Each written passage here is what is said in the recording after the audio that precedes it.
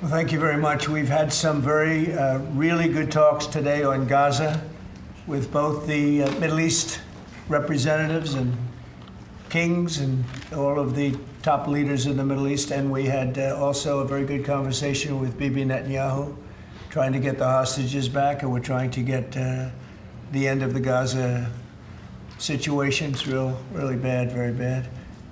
And we think it could happen. Maybe it could happen pretty soon. We want the hostages back. We want the bodies back. And we want to have peace in that region. So we had some very good talks.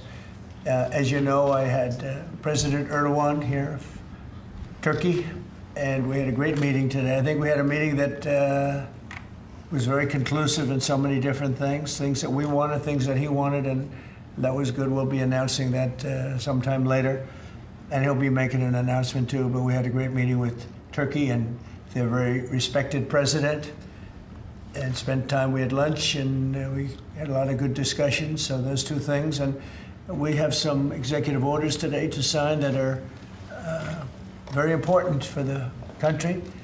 And we'll start off with one that's a proclamation. And yes, sir. Want to do that, Will? Yes, sir. So today is Gold Star Mothers and Families Day. This is an annual proclamation. This is to commemorate the fallen, those who have died for all of our freedoms and for our country, and for their families who have suffered such grievous losses. But this is a proclamation commemorating Gold Star Mothers and Gold Star families. Yeah, and they're great people, incredible people. What they've had to go through. Very few people could have gone through this kind of thing. Gold Star. Okay, thank you very much. I'll put it over here, Steve. Next, sir, we have an executive order on TikTok. From the first days of your administration, you've charged a team from your administration, led by Vice President Vance, with ensuring that we can preserve TikTok as a platform for the 170 million Americans who use it, while ensuring that their data is properly protected as required by law. With this executive order, you will be effectively bringing into effect the agreement that will save TikTok and ensure that it can operate safely and securely. So this is interesting because I had a very good talk with President Xi. A lot of respect for him. Hopefully he has a lot of respect for me too. And we talked about TikTok and other things, but we talked about TikTok, and he gave us the go-ahead. You know, it's run by American investors and American companies, great ones, great investors, the biggest. You don't get bigger, I don't imagine. And maybe I'll have JD. JD was very much involved and in charge of it. And maybe I'll have you say a few words about the deal. He would report back, and the points of the deal, I think, are great for our country. So JD, do you want to give it a little talk, please? Yes, sir. Yeah, so thank you, sir, for your leadership and for your help. We really couldn't have done this without the president actually ushering this deal over the finish line. There was some resistance on the Chinese side, but the fundamental thing that we wanted to accomplish is that we wanted to keep TikTok operating, but we also wanted to make sure that we protected Americans' data privacy as required by law, both because it's the right thing to do, but also because it's a legal requirement of the law that was passed last year by Congress. So we think that we were able to do that. Of course, we're going to keep on working at it, but this deal really does mean that Americans can use TikTok, but actually use it with more confidence than they had in the past, because their data is going to be secure and it's not going to be used as a propaganda weapon against our fellow citizens. We're very excited about it. We appreciate the cooperation of everybody involved, and it's a big day. And I think I can say that especially the young people, they really wanted this to happen. They did not want to have TikTok close. And I got, a little used to TikTok. I used it myself during the campaign, and it was very successful because you know how I did with the young voter. And Charlie helped me a lot too. And he said to me, you should go on TikTok.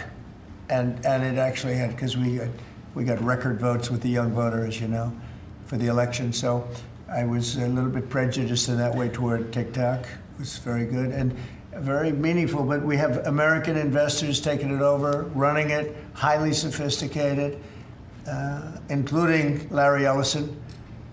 And Oracle, I guess, is going to play a very big role in terms of security, safety, and everything else. So we have very good controls. And literally, I would get a call from friends of mine who were fathers of young people saying, could you do me a favor? Could you get it approved, please? My son is driving me crazy.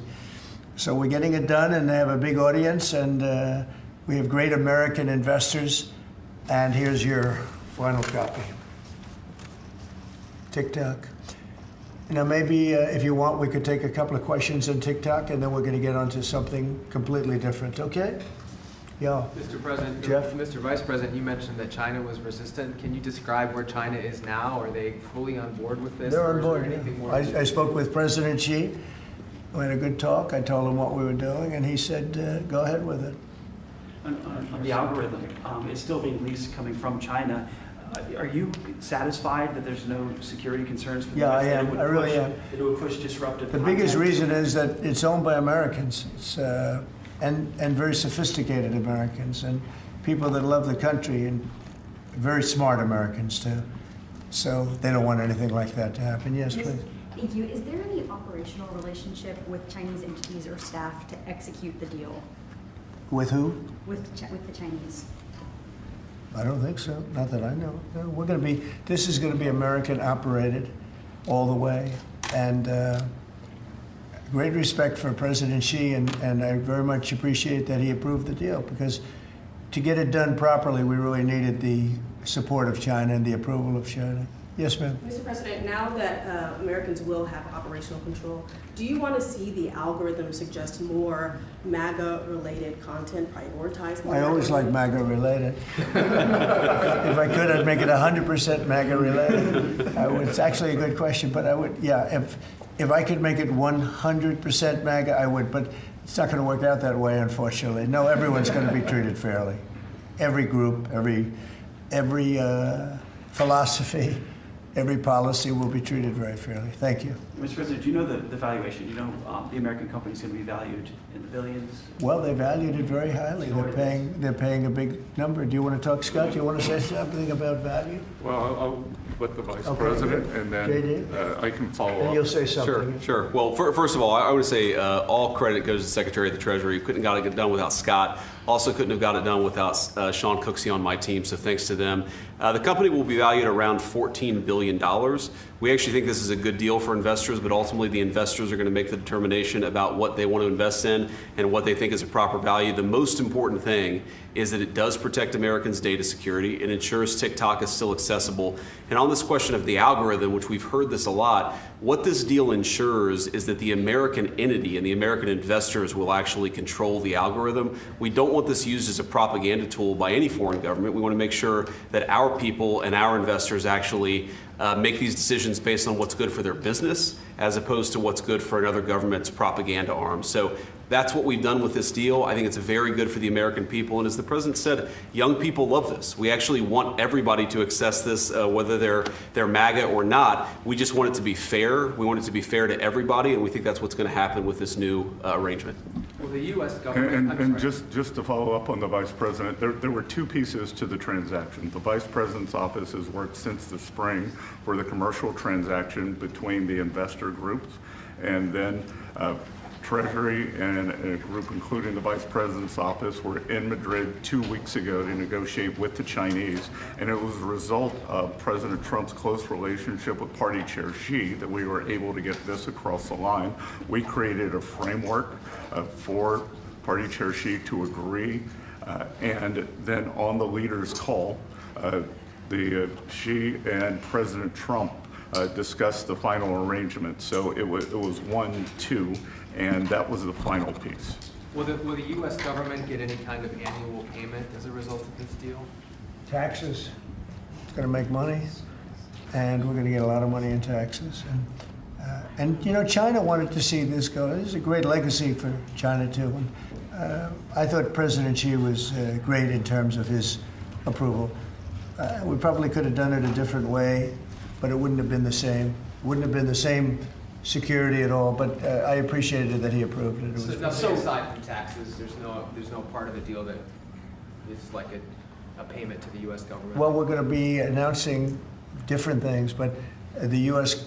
comes out great. And I think China comes out great because they're going to have a very important legacy. And they have many other deals. You know, they have deals with us, and they have deals in here in this country. And, you know, they want to be treated fairly also. So, Mr. President and Mr. Vice President, the U.S. company could change the algorithm to push different content? Is that... The U.S. company will have control over how the algorithm pushes content to users, and that was a very important part of it. We thought it was necessary for the national security element of the law. We also just think it's important to protect American users. Again, we want users to use this platform the way they want to. We want the business to make decisions about content based on the interests of the business and based on the interests of the users, and that's what we think will happen with this new arrangement. And they're paying a lot of money, and I think hopefully it's going to be a great deal. They're very sophisticated people. You'll see a list. Have you seen a list yet of the people? Well, you've been reading about it, though. It's. I know Michael Dell's involved, and Rupert Murdoch's involved, and a lot of. And let's see, we have probably 4 or 5 absolutely world-class investors that love the country, and they made a lot of money with the country, and. Many of them are in a somewhat related business, so it works out pretty well. And they're going to be very careful about all of these questions that you've been asking. Who else beyond Dell and Murdoch? Well, it's a blue chip group of investors, and we'll be announcing more about who exactly is involved in the deal in the days to come. Oracle's playing a very big part. That's right, sir. And Oracle really understands this. And I think they're actually, and they've been involved for quite a while running it for the people, the previous people. And so it's really, I think it's going to be very well protected. Very, very prestigious deal, actually. On that point, Mr. President, as the President said, Oracle has actually had a role in housing the data for a long time, even when the entity was controlled by the ByteDance organization in China. So Oracle had a pretty interesting perspective on what was necessary to actually create true data privacy protections for Americans. They were a very important part of getting this thing done.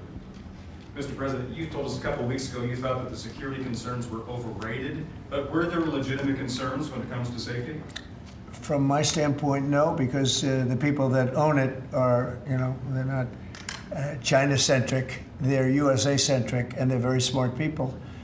I guess you could say it about everything. Everything is, what's secure nowadays? Things that you think are totally secure turn out to not to be, but I think in this case, it's going to be as secure as you can be because of the ownership and the people. And they have a big investment, it's to their advantage to make sure it's good and safe. Yeah.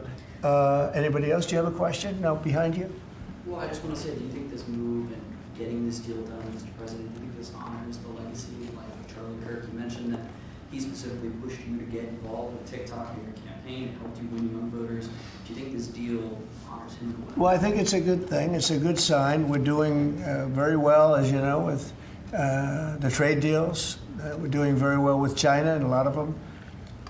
We were never treated properly. We were for 4 years, actually, but we were never treated very properly by other countries, and we're doing well. We've never done this well. We have, because of the tariffs that are coming in, the deals that are being made, $950 billion in one case. It's $950 billion, where previously they paid nothing. We have, as you know, in Japan it's $550 billion. South Korea's $350 billion. That's up front. And one of the things I can say, I announced it lightly before, but we're taking in tremendous amounts of money with tariffs. We've never seen anything like it. No country's ever seen anything like it. I'm going to devote a little bit of that money, a little bit of the tariff money to our farmers. Our farmers have been incredible. They're the ones that let us survive and eat and enjoy our lives, right? Eat too much, maybe in some cases, like mine. But I will tell you, we're going to take some of the tariff money, relatively small amount, but a lot for the farmers. And we're going to help the farmers out a little bit, because during this transition period, a period where we're taking in incredible amounts of money, we'll have a little bit of a shortfall with the farmers until the tariffs kick in, because they haven't kicked in for the farmers yet. And I decided before, and I spoke to all of the people here, that I want to make a contribution out of the tariff money, a small percentage of it, but it's a lot for the farmers. It'll make the farmers feel very good, just help them through the transition. And ultimately, they're going to be making a fortune. They will be one of the top in the whole world in terms of percentage gotten from the tariffs we're taking in. But we have so much coming in, it's a very small thing. But I want to, in fact, just get the word out to the farmer, because they'll be struggling until the transition is complete. Then after that, they're going to do, I think, better than they've ever done before. Last time I said, get yourself a larger tractor and more land. And that was when they were doing very poorly. And they ended up doing that, and they did very well. That was with the deal we made with China. Unfortunately, Biden forgot about the deal, and he never enforced. I enforced it till the end, and China was very honorable. But when Biden came in, he didn't enforce it. So when you don't enforce a deal, they don't do it. So it was terrible. Biden was very bad to the farmers of our country. So we're going to be doing that. It's an honor to do it, too. Brian, did you have a question? Yeah, I was just going to say, what's your message to the millions of small businesses here in the U.S. that really rely on TikTok to reach their end user and to market their service and their products? Well, thank you for that question, because honestly, we were getting hit up. They use it for virtual advertising, and they pay very little for it and nothing for it. And small businesses have become very successful because of TikTok. And we didn't think of that, when everyone's saying, oh, TikTok and this and that. But over the last 6 months, I was called by so many people saying they're going to go out of business if they can't, because they use it virtually as a advertising tool. And without it, they wouldn't have anything. They wouldn't be able to get the word out about their good product or whatever it is they're selling. So it's a very important thing for small business. It's another reason I wanted to do the deal so badly. So let's go to another subject now, if we might, okay? And Will, Mr. President, can I please. ask you about farmers, about the farmers? Yes, go ahead. What does that look like? Is that going to be direct checks to farmers, or is it going to be Well, we haven't taxes? decided that. We'll be dealing with Brooke later, and the Secretary of Agriculture, and we'll figure out how to get money to the farmers. And again, this comes out of the large amount, hundreds of billions of dollars of tariff money that's pouring into the country. The tariffs, remember when I said a long time ago, I said it's the greatest word, it's my favorite word in the world. Then I had to say, I was forced to say other things, and of course, rightfully so. Love, family, religion.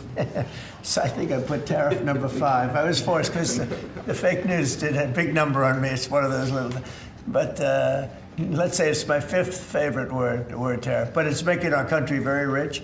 And when our country is rich, I'm able to help the farmers, and I'm able to help even other countries that are in trouble, But we're able to help people that are in trouble. Medicaid, Medicare, Social Security. It's all a benefit of this tremendous amount. And I heard numbers coming in today, Scott, where the numbers were very high, right? The economic numbers were off the charts, sir. Unfortunately, right? Because this is the only country in the world where you announce great numbers and the stock market goes down. Because when you announce great numbers, they immediately want to take that success away by raising the interest rates.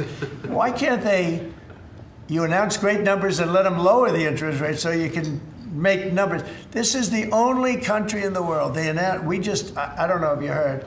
Could you just tell them what the number was? And how It was 3.88% growth, the biggest in years. And the important thing is the president says this is going to be non-inflationary growth, just like it was in his first term. So strong growth, low inflation, real wage gains. And to the question on small business optimism under President Trump last week hit a multi-year high. So small businesses, Main Street is back under President Trump. But isn't it crazy? So I saw the market was down a little bit today. I mean, in all fairness, I don't feel guilty because we've set every record you can imagine. But it was down, and I say, oh, the numbers must be good. Meaning the growth numbers are phenomenal. And again, this is during, but a little bit of the heavy, the really success and the money pouring into our country through the tariffs.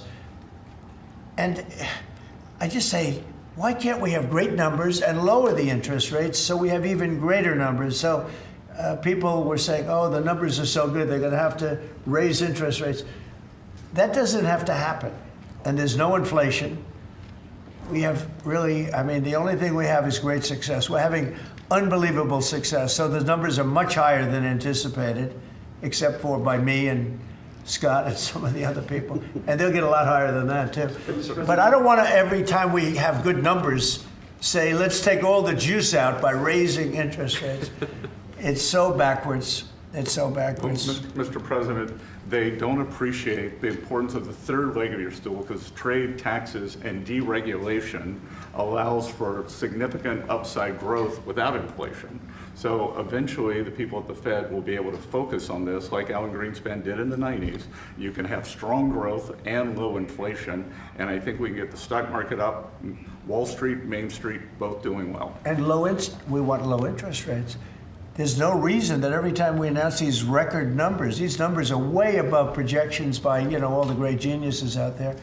And I knew this was going to happen. So they had 71 different people, and only 2 got it right. Me and another gentleman from, I think, my wonderful Wharton School of Finance, actually. So anyway, but I really want you to look at that. Every time we have good numbers, they say this is a good time because they're guarding against inflation that may happen in 2 years from now. We have to change our thinking. We should be rewarded for good numbers, not penalized. So, Mr. President, is that 3.8, is that the start of a 3% growth for the entire year? You know the number was projected at 2, because we're in a little bit of a transition period, but that transition period's ending faster than we thought on tariffs.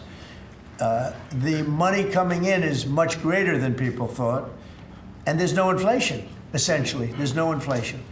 We just went through the worst inflation in the history of our country under Sleepy Joe Biden. He was sleeping, and the inflation was really bad, worst ever. They say 48 years, I'll take that too, but I think it was probably the worst inflation we ever had because of spending and energy going through the roof and everything else. By the way, energy's way down. And you're going to really be impressed when you hear what happened today with President Erdogan of Turkey. I think it's great for both countries. I think it's great. We have great relationships with a lot of countries. And you may be even more happy when you find out, because we spoke with Bibi Netanyahu today, and we spoke to all the leaders in the Middle East, who are great people, and we're getting pretty close to having a deal on Gaza, and maybe even peace, which would be the first time in about, 2,000 years, I think? In the region, I'd say the first in, Steve, what would you say, first in 2,000 years, or maybe 1,000? So, 2 millennium. It's a long time. Yeah, go ahead. Did Erdogan agree to stop buying Russian oil? Did he? I don't want to say that, but if I want him to, he will, yeah. But he didn't make that assurance? Well, I didn't say, okay, you stop, but I believe you. I believe he will stop it, yeah. Did you make a deal? You know why? Because he can buy from a lot of other people. He can buy from a lot of other people. You know who really can't is Hungary. Hungary's got, they're landlocked, and they don't have a nice ocean where ships can sail in from all over the world. They have one pipeline coming. Because I spoke with, he's a great guy, he's a great friend of mine, but that's a harder one for them. And Slovakia too. They're sort of married to one pipeline. So I just don't want to have people go blaming them when we spoke to them at length today, and it seems like that for them it's a little. But that's not. Turkey has a lot of options. He's a great president, a very smart man, and he's going to take. He's going to do what's right. But we had a very good conversation having to do with the purchase of military equipment, etc. Any other questions? Did you make a deal on F-35s, Mr. President? I will be able to easily if I want. So we may do that, yeah. But not yet. Well, it depends. He's going to do something for us, yeah. Please. Is the U.S. going to lift sanctions on Turkey? Can I ask you, we're a few days away. By the way, here we go with this guy. Go ahead, let's go. Let's hear the question. We're a few days away from the end of the fiscal year and a potential shutdown. Right. Is there going to be a government shutdown? Could be, yeah, because the Democrats are crazed. They don't know what they're doing. They want to have the border opened up so that criminals can pour in. We're doing unbelievable borders closed and people are coming into our country legally. They continue to want to have men and women sports. They continue to want to have transgender for everyone. They want to raise everybody's taxes at a number that's not sustainable. It's the only time in the world I've ever seen a party that wants to raise taxes. I grew up in a family where I'd watch politics, and I always liked it from the time I was very young, but I'd always see politicians say, we will lower your taxes. These guys, they campaign on raising your taxes, but they want to raise taxes very substantially. The one thing they're concerned about, look, Republicans have total control of Washington. You guys have control of the House, the Senate, there's you. Well, when you say control, so We need 60 votes for this, and we have 53 Right. Republicans, so And the we one need thing- 7 Democrats. And those 7 Democrats and others are asking for an extension of a tax credit on people who get the Affordable Care Act and some other government-backed health care. So are you willing to negotiate on Well, that what they're issue? really asking for is they want to pay for illegal aliens that have come into our country by the millions and get onto the rolls, and they want to pay. And our people don't want to do that. Our people are taxed enough. You know, we just approved the largest tax decrease ever in the history of our country, including the extension of the previous Trump tax cuts. The tax cuts that we just approved, they want to use those tax cuts to give the money to illegal aliens, people that came into our country illegally and that are leaving the country. So why not You know, there's been a negotiate? self-deportation because of what we've been doing that's been incredible. Okay, yeah, please.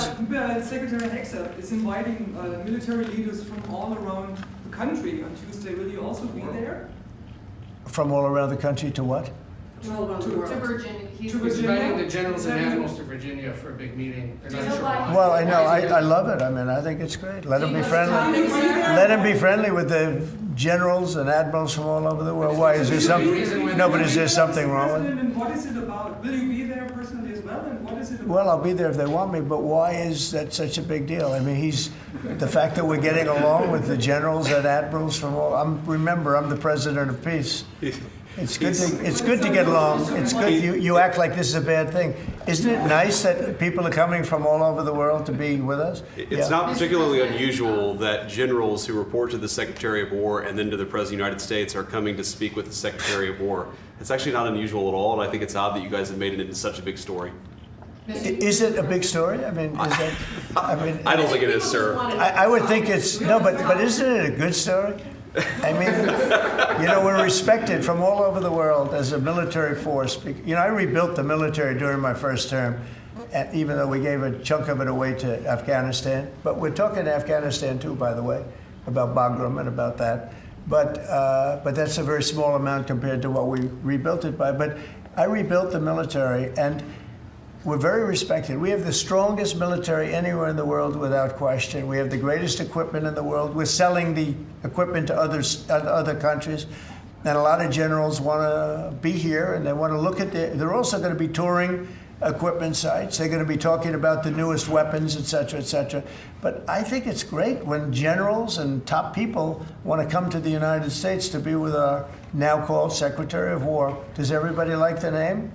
I do. You said something Yeah, really please. interesting this week about Ukraine, that you thought Ukraine could get back all of the territory that Russia had taken. Yeah, they have a shot at it because Russia. What prompted you to change your thoughts on Well, that? because I've been watching the way what Russia's been doing. I'm very dissatisfied with what Russia's doing and what President Putin is doing. I haven't liked it at all. He's killing people for no reason whatsoever. And they are doing very poorly, considering they have put it all out on the line. Their economy is going to hell. They're bombing the hell out of everything, and they're picking up very little territory, if any. In fact, they're losing some territory. So I think it's been very bad for the reputation of Russia. This war should have been over. If this were our war, we would have had it over in 1 week. But you didn't use And to they're do that. getting into fourth year, Jeff. They're getting into the 4th year now. 4 year of fighting, and you see what they've taken. In the last month, they've taken very little, and you've been reporting on all the bombing, all the drones all over the place. 900 drones coming into certain areas like Kiev in one night. And with all of that work, they've taken over very little. So now I'm very disappointed in President Putin. I thought I solved 7 wars. In fact, we have a great leader coming. We have the Prime Minister of Pakistan coming and the Field Marshal. Pakistan Field Marshal is a very great guy, and so is the Prime Minister, both. And they're coming, and they may be in this room right now. I don't know, because we're late. And I said maybe they'd like to join they actually may be somewhere in the beautiful Oval Office. Yeah, please, behind you. Quickly on Gaza, did you promise leaders this week that you would not allow Israel to annex the West Bank? And is that something that you I will not allow Israel to annex the West Bank. No, I will not allow it. It's not going to happen. Did you speak with Netanyahu about this directly? Yeah, but I'm not going to allow it. Whether I spoke to him or not, I did. But I'm not allowing Israel to annex the West Bank. There's been enough. It's time to stop now, okay? Can I say about immigration? Yes, please. Jasmine Crockett recently. Jasmine Crockett. Remember what I said? Is she a relation to the late, great Davy Crockett? I don't think so. Jasmine Crockett, let me tell you, before you even ask, she's a very low IQ person. I mean, if we ever had to pass an aptitude test, that's the one should take one because she shouldn't even be in the crowd. So I have no idea what you're going to, but I don't think we should waste our time. This is a low IQ person who I can't even believe is a congressperson. Between her and Ilman Omar and the group. You know, I met the head of Somalia. Did you know that? And I suggested that maybe he'd like to take her back, and he didn't want her. He said, "I don't want her." Okay, what else? Go ahead. Let's hear what Crockett said. Go ahead. She compared ICE raids to slave patrol. I want to ask you. To slave? To slave patrol. I want to ask you if you think that there should be consequences for members of Congress who make these types of comparisons or use this Yeah, language. well, I think she's gone over the line, and I think a lot of the people. Look, the Democrats have become radical left lunatics. They have policies that nobody's going to buy. And, I see what's going on in New York. We're going to have perhaps a communist mayor because it's split up. You know, if the people would get together and have one candidate, they'd have, I think, a pretty good chance. But it looks like maybe they're not going to do that.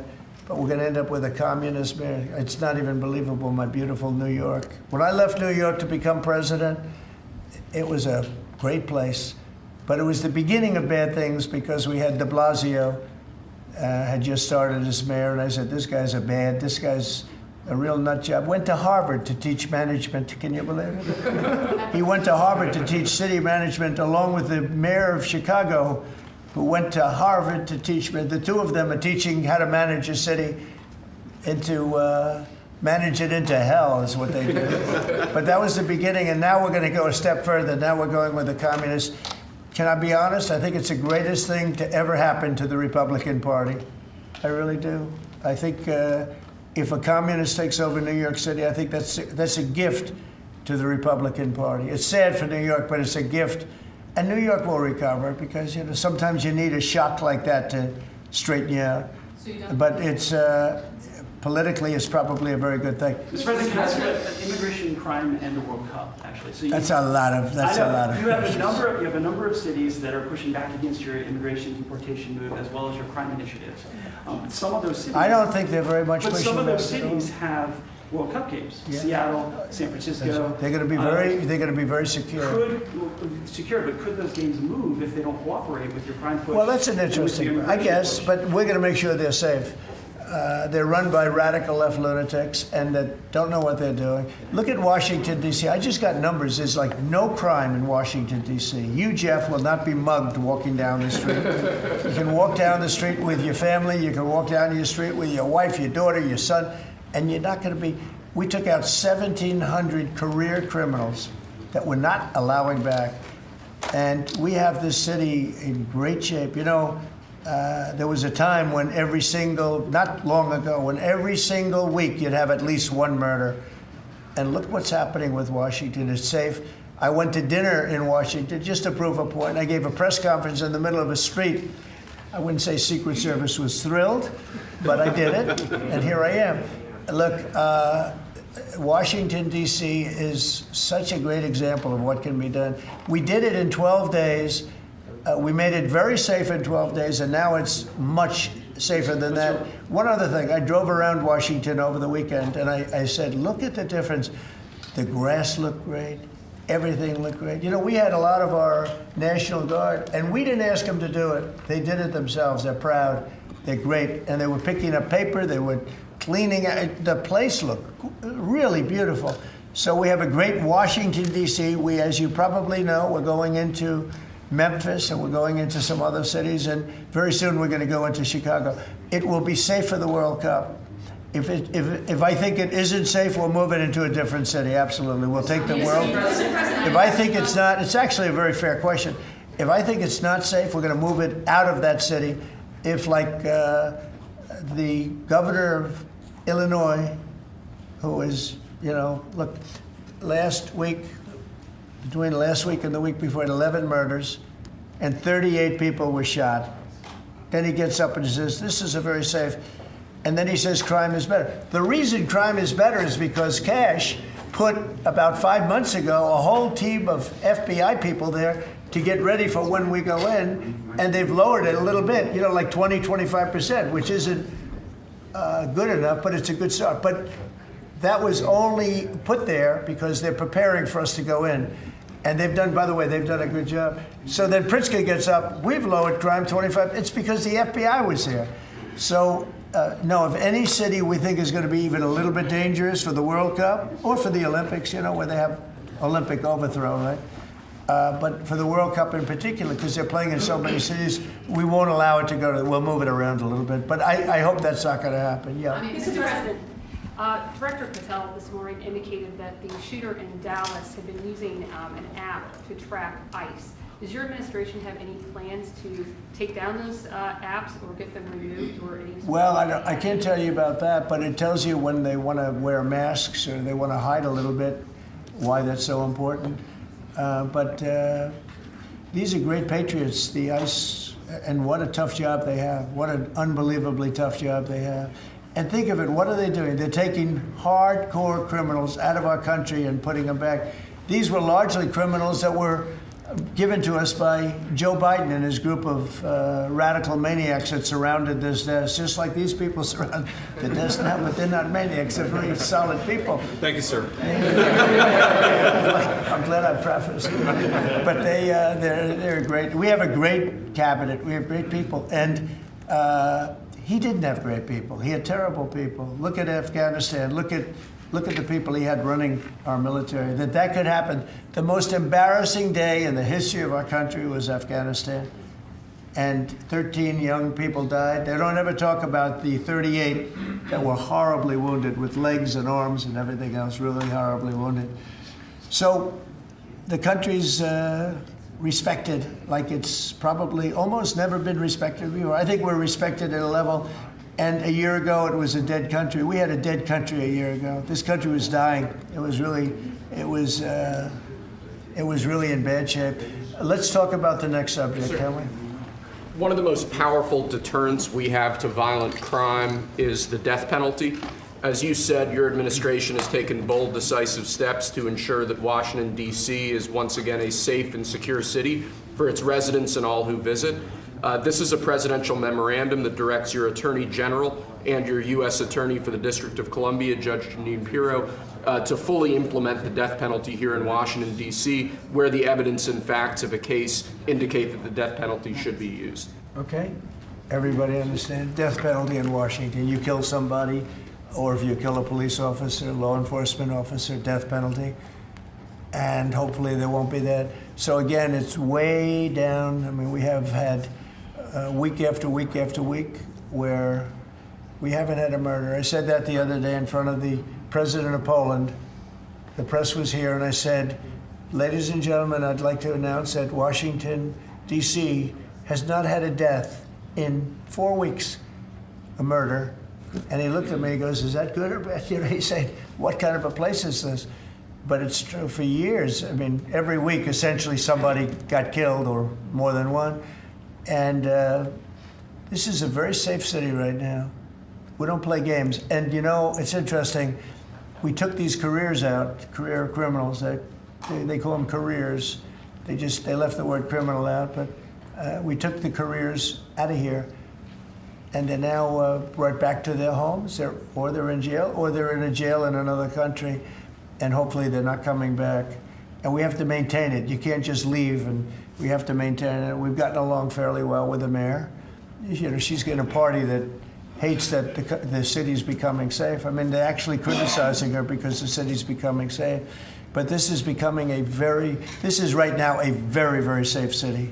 This went from the most unsafe city in the country to the safest city in the country. There's no city any safer. That's a pretty big achievement. And we really did it in 12 days. But if you add an extra week to it, that'd be nice. And I mean, you can go out to dinner. Restaurants are booming. You know, the restaurants were dead. They were dead. Even if you got to the restaurant, then somebody would come in and hold you up. You know, they'd hold up the whole restaurant. They go to Uber. Young ladies in the White House, they'd call Uber for protection. They'd run to the car because they were petrified to be from the entrance of their building to the car. Now they feel safe, they're in the car, and then the car gets hijacked while they're in the back of the car. This is what we were living in. We were living in hell. The people that work in the White House, every time they see me, young women in particular, say, thank you, sir. And I don't even ask them about what. I know exactly. I made their lives.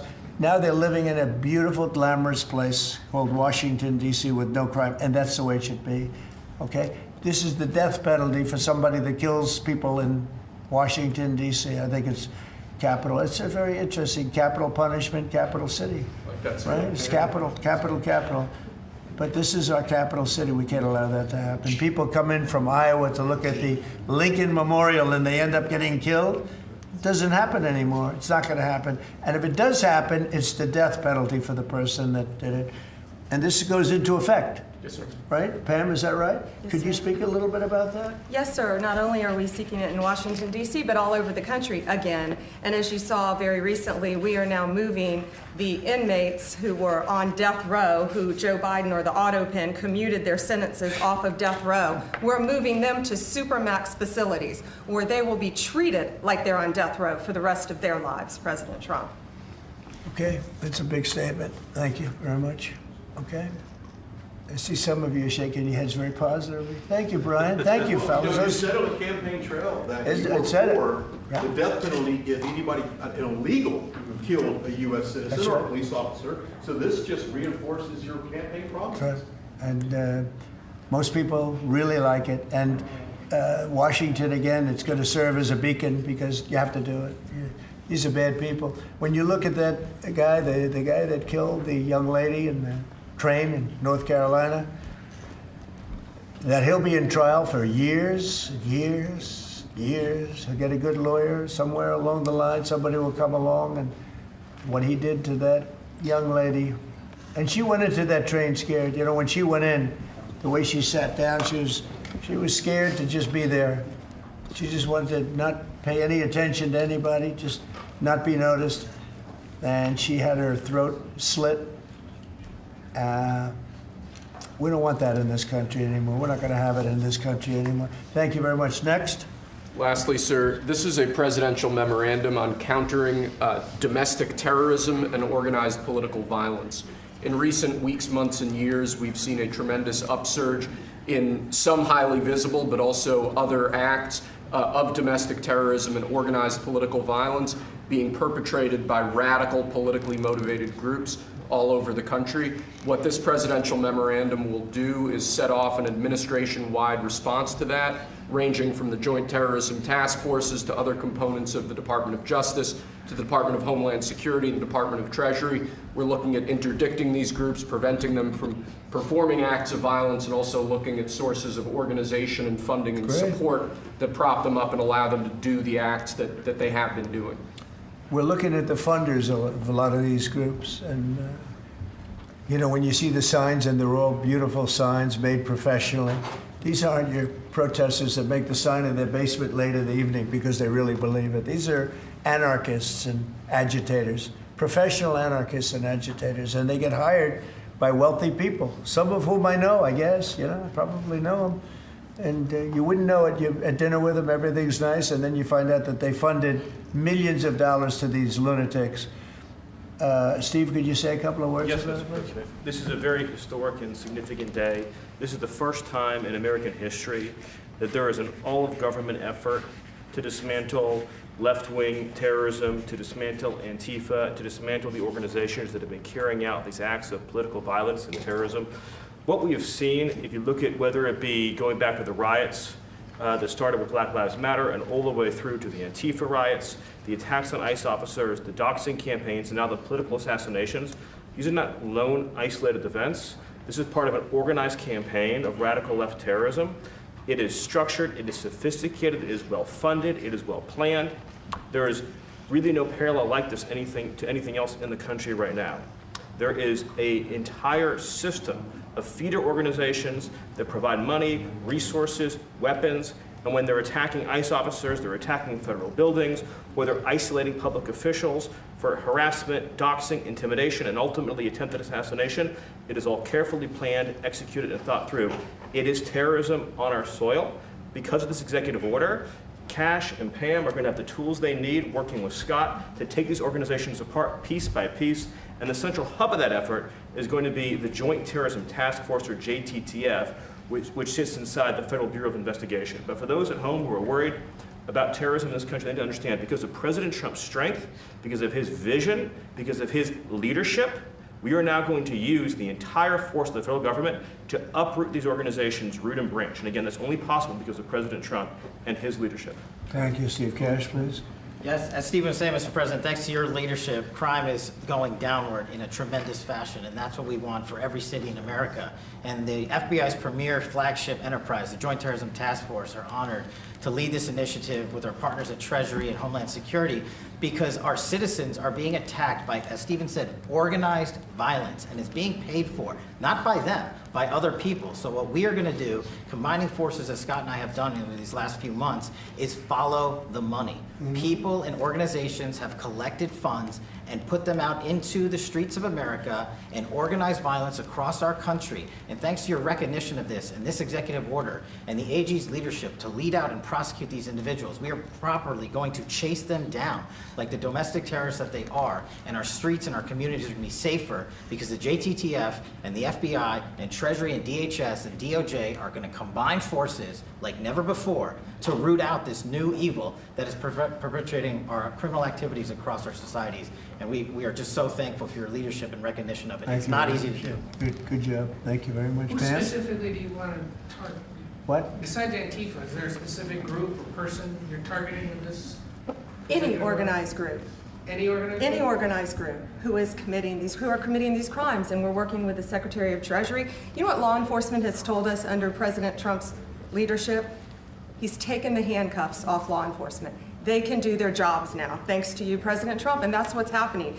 And all of these agencies that Cash mentioned, we work hand in hand together. Our prosecutors were following the money with Treasury. We're working with Homeland Security. Cash's agents, all of our agents, DEA, ATF, U.S. Marshals, combined, are working and with state and local government to take these people off the streets who are jeopardizing lives. Can I just illustrate this? So I was talking with Cash and Stephen about this a couple of days ago, sir.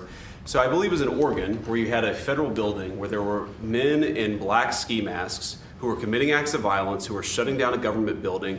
To the president's point, they don't come from nowhere. These are paid people. This is organized. They're committing acts of political terrorism on American soil. And it's time we had a government that looked out for the American people rather than the people who are committing violence against the American people. But Madam Attorney When you go out to Portland and you see what's happening in Portland, this is like nobody's ever seen anything like it. Every night, and this has gone on for years, they just burned the place down. And you know, the shop owners, most of them have left, but the few shops that are open, they just use plywood and just like 3/4-inch plywood. They don't put storefronts in because they know it's going to be burned down. These are professional agitators. Right. These are bad people, and they're paid a lot of money by rich people, some of whom we know.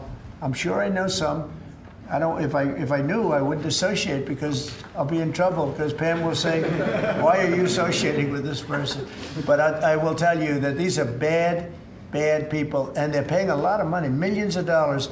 But take a look at Portland sometime. These are wild. These are crazy people, and they're trying to burn down buildings, including federal buildings. And on my list of things that I want to do before we finish up with the cities, because I think we're going to whip the cities back into shape, and we have to. We cannot let our cities, and that's a small example, but it's the most violent example. It's every night, and they've done it for years. You think maybe at some point they made their point, and what are they doing? But we're going to get out there, and we're going to do a pretty big number of those people in Portland that are doing that. They're professional agitators and anarchists. They're actually anarchists, yeah. Just so we Go can- ahead, why don't you defend? Let's see you defend them, Jeff. No, I'm not defending anyone. I just want, so that we can just explain this in our stories, could you name a couple? You don't explain it right, though, Jeff. Go ahead, let's go. Maybe let's give you another chance. Go ahead. Antifa, Soros, Yeah. what names are we talking about? Well, Soros is a name certainly that I keep hearing. I don't know, but Soros is a name that I hear.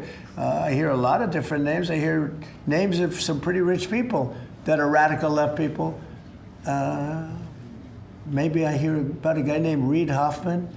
Somebody's a pretty rich guy, I guess, and I hear about him. I don't know, maybe could be him, could be a lot of people. We hear the same names, but they're bad, and we're going to find out. And if they are funding these things, they're going to have some problems because they're agitators and they're anarchists. These are anarchists, really bad. Okay, yeah, please. Mr. General, Mr. President, can you comment on Who you with? President, Who are you with? I'm with the Center Square. Sarah Roderikovich is my name. Sarah, there's also, as you know, Antifa is not just a domestic terror, or now a domestic terror organization. It's also international. I know the Netherlands is looking at also designating them a terror organization. Right. Have you been working with your intel community and your DNI to possibly expand that to making them, designating them an international terror organization? Yeah, we have been. Yep. It's an international. In many cases, it is international. Mr. Madam on Antifa, if someone takes to the streets of America and says they're Antifa, what happens to them? What will happen to them? Well, I'd say the maximum under the law, and we'll see. Now, if they kill somebody, we just signed a death penalty, so it depends where it is. But if they kill somebody, which they do, I mean, people are dying. You go out to Portland, people die out there.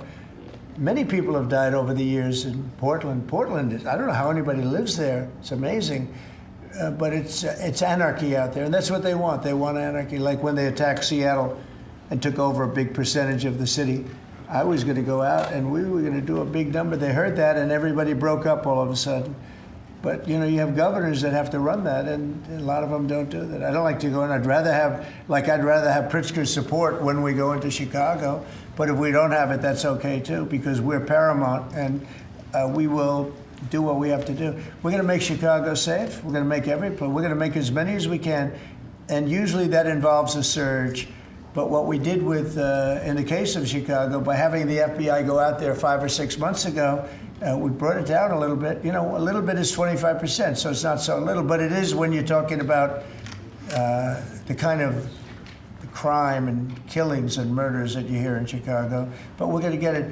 Chicago's a great city. As the Union Pacific said, the head of the Union Pacific, who's a great guy, started off as a low-rung guy. He said he started in a caboose, and now he's the chairman of the Union Pacific. But he's a great guy. But he said, "Sir, don't lose Chicago." The way he said it, I said, boy, it really hit me. You know, here's a man that knows all the cities. The Union Pacific, I guess, is our largest railroad, and he knows all the cities. He's been doing it for 45 years, and he said, "Sir, don't lose Chicago." And the way he said that meant a lot to me. And we're going to go into Chicago very soon. We're going to take care of Memphis.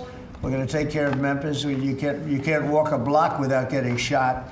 We're going to take care of that one, and just like we did Washington, D.C., and we're going to do Chicago very soon. Yeah. Mr. President, we heard there could be an indictment on James Comey. Do you know if there is an indictment, or Madam Attorney General? I don't know. I know it's going on because I read the papers just like you do, right? So I don't know. Do you have anything to say about that? We can't comment on that. Yeah. Madam Attorney General, can you comment on a New York Times? Madam indicted? Attorney General, can you comment on a New York Times report saying that Justice Department officials have asked attorneys to target a George Soros-funded group? And is this executive order that you just signed a part of that effort? I'm not going to comment on whether there is or is not a pending investigation, but everything's on the table right now. I don't think anybody has to ask, because if you look at Soros, he's at the top of every. In fact, sometimes they say, could he be involved in this many things? But he's in every story that I read. Stories that I read keep talking about Soros, and so, you know, I guess he'd be a likely candidate. Thank you very much, everybody. Thank you very much. If you like this video, then like, share and subscribe to ET Now.